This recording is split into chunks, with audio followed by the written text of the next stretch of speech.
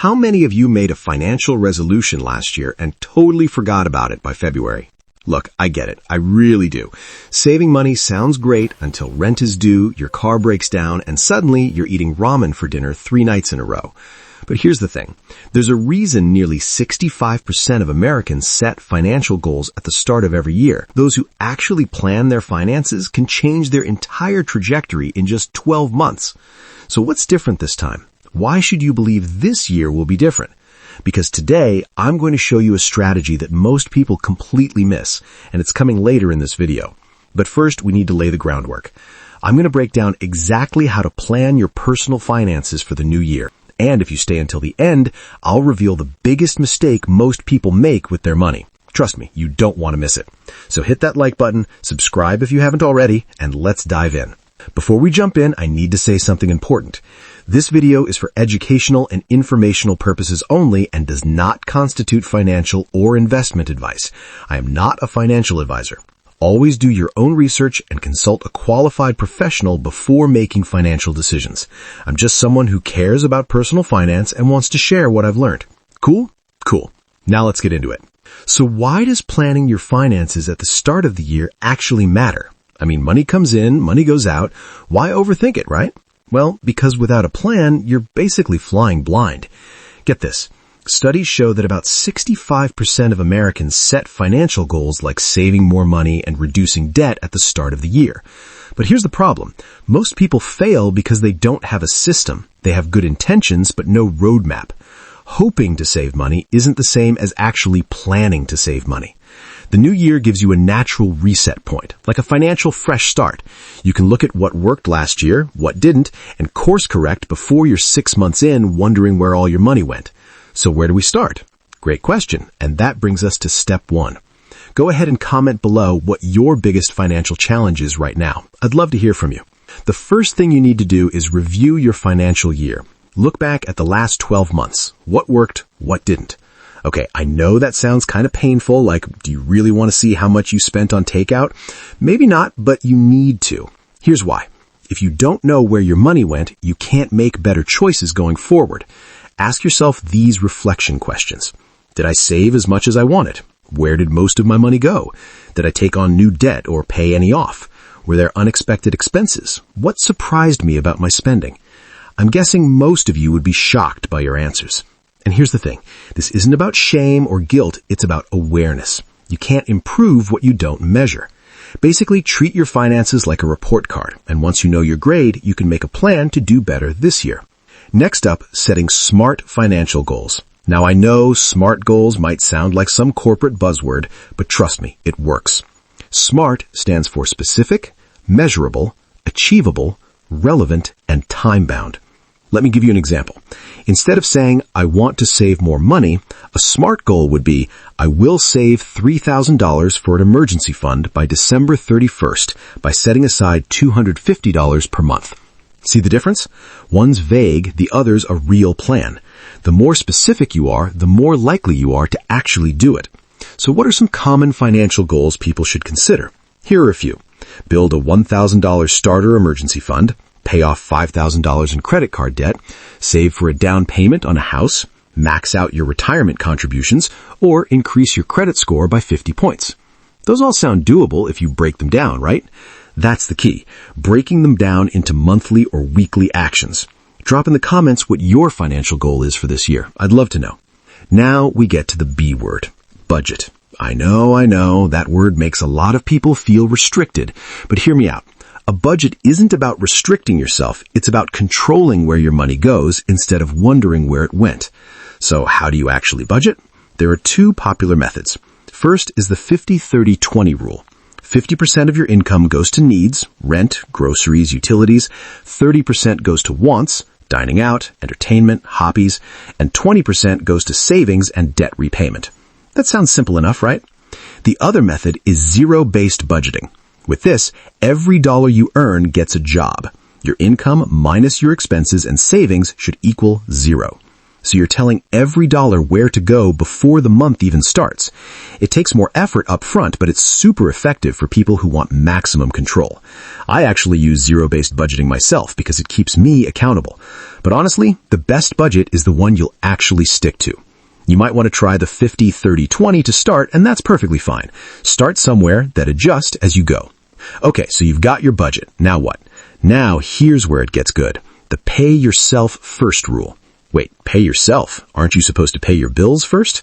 That's what most people do, and that's why most people never save. Here's the secret. Treat your savings like a bill. As soon as you get paid, move money into savings first. Then live on what's left. But what if you don't have enough left over? Then you adjust your spending. The point is, if you wait until the end of the month to save whatever's left, there's usually nothing left. It's simple but powerful.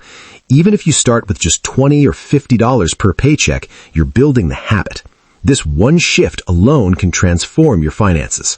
Next up, the emergency fund. This is huge. You've probably heard you're supposed to have like 6 months of expenses saved, right? Well, eventually, yes, but that can feel overwhelming when you're just starting out. So what do? Start with a starter emergency fund, just $1,000. That covers most small emergencies like a car repair or a medical bill. Once you're out of debt, then you build it up to 3 to 6 months of expenses. That feels way more doable, doesn't it? And here's some good news. Recent data shows that more Americans are actually building their emergency savings. People are getting smarter about this.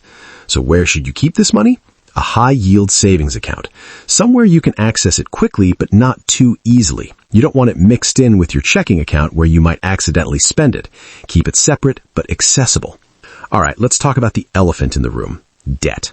If you have debt, you need a strategy to pay it off. And there are 2 methods, Snowball and Avalanche. What's the difference? With the Snowball method, you pay off your smallest debt first, regardless of interest rate. Once that's gone, you roll that payment into the next smallest debt. It's all about quick wins and momentum. You feel progress fast. The Avalanche method focuses on the debt with the highest interest rate first. Mathematically, you save more money on interest this way. So which one's better? Honestly, whichever one you'll stick to. Snowball is better for motivation. Avalanche is better for math. Pick what works for your personality. I personally would need the motivation of the Snowball method, but you might be different. The key is to pick one and commit. Drop in the comments which method would you choose, Snowball or Avalanche. Now, let's talk about the easiest way to stay on track. Automation. Set it and forget it. Automate your savings transfers, bill payments, even debt payments. If it's automatic, you can't forget or accidentally skip it. That's genius, right? Takes the willpower out of the equation. And while you're at it, start tracking your expenses. Use an app like Mint, YNAB, or even just a spreadsheet. What should you look for? Look for patterns. Are you spending $200 a month on coffee? $100 on subscriptions you don't use? Those are easy wins. Did you know the average American has 4 or more unused subscriptions? I definitely had subscriptions I forgot about when I did this exercise. Cancel what you don't use. Those little expenses add up to hundreds or even thousands per year. Let's talk taxes and accounts real quick. I know, everyone's favorite topic, right? But here's the thing.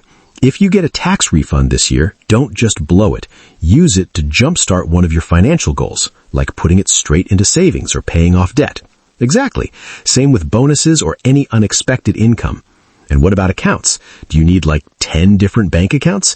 Not 10, but you should have the right ones. A checking account for daily spending, a high-yield savings account for your emergency fund, and a retirement account like a 401k or IRA. Each account has a purpose. Don't just let everything sit in checking. Separate buckets for separate goals. All right, let's talk about credit score. Does it really matter that much? Oh, it matters a lot. Your credit score affects your ability to get loans, rent an apartment, even get hired for certain jobs. Seriously. And here's the good news, you can improve it. Pay bills on time, keep credit card balances low, don't close old accounts, and check your credit report for errors. How often should you check it? At least once a year. You can get a free report from each of the 3 major bureaus at annualcreditreport.com. Good to know, right? Here's something most people skip. Measuring progress. You can't just set goals in January and forget about them. Check in monthly or quarterly to see how you're doing. Like a mid-year financial review? Exactly. Ask yourself, am I on track? Do I need to adjust my budget? Did unexpected expenses come up? Set calendar reminders for the end of March, June, September, and December. Life changes, and your plan should adapt too. That's actually really practical, and it makes a huge difference. And speaking of adapting, never stop learning. Read books like The Total Money Makeover by Dave Ramsey. Follow personal finance blogs, listen to podcasts. There's so much free knowledge out there. The baby steps from Dave Ramsey are a great framework. Also, check out blogs like Mr. Money Mustache or podcasts like Choose FI. And remember, consider working with a financial advisor if your situation is complex. There's no shame in getting professional help. All right, so here's the biggest mistake I promised to reveal: not starting at all. Seriously, the biggest mistake is waiting for the perfect time or thinking you need thousands of dollars to start. You can start today with whatever you have. So here's my challenge to you. Pick just one financial goal from this video. Maybe it's tracking your expenses for a month, or setting up that $1,000 emergency fund, or finally creating a budget. Comment below and tell me what you're committing to. I'll cheer you on. And if you found this helpful, smash that like button, subscribe for more personal finance content, and share this with someone who needs to hear it. Your future self will thank you. Thanks for watching, everyone. Here's to your best financial year yet. Let's make it happen.